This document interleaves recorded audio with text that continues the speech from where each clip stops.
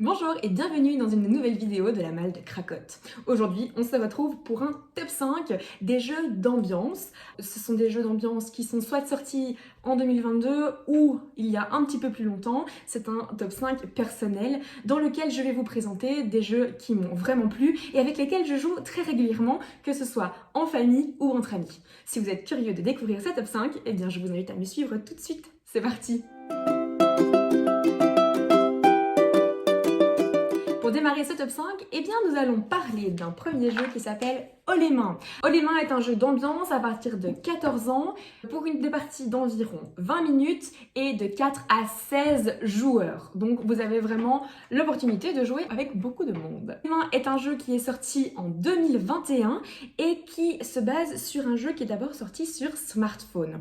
Donc c'est un jeu d'ambiance qui reprend 3 grands thèmes: haut les sons, haut les mimes et haut les mots. Vous allez vous retrouver en équipe et vous allez devoir effectuer des défis, que ce soit des défis mimes, des défis mots ou des défis sons. Le but du jeu va être de réussir à obtenir un maximum de points. L'équipe qui obtiendra donc ce maximum de points sera grande vainqueur. Le jeu suivant dont j'avais envie de vous parler aujourd'hui, c'est Chiche ou Pois Chiche. Chiche ou Pois Chiche est un jeu qui est sorti en 2022.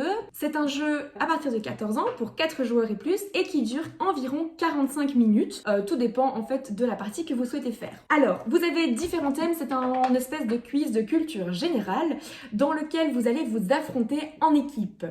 Vous allez former des binômes, essayer de former les binômes qui se connaissent le mieux et qui pourront ainsi choisir les questions qui vous rapporteront un maximum de points. Le principe de chiche ou pois chiche, eh bien, des questions. Si on dit chiche, on nous pose la question sans aucune proposition.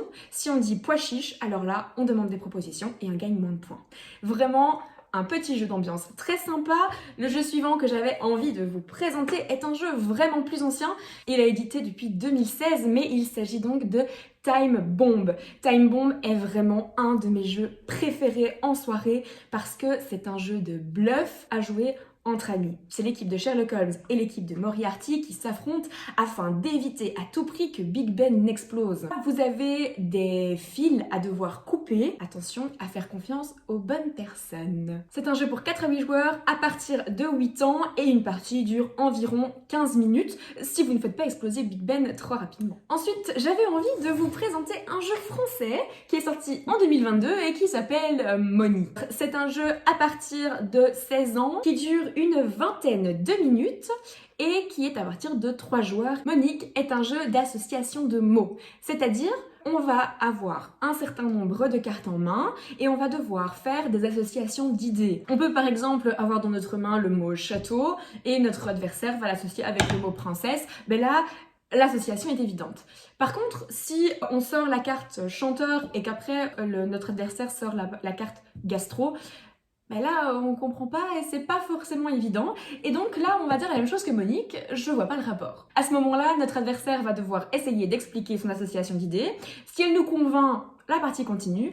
Si elle ne nous convainc pas, la partie est perdue et le joueur ramasse sa carte. C'est un jeu vraiment très drôle avec des situations parfois un petit peu cocasses. Et enfin, pour terminer ce top 5, le dernier jeu dont j'avais envie de vous parler, c'est La Fiesta de los Muertos. C'est un jeu également plus ancien, il est sorti en 2019, il a été récompensé par de nombreux prix en 2020.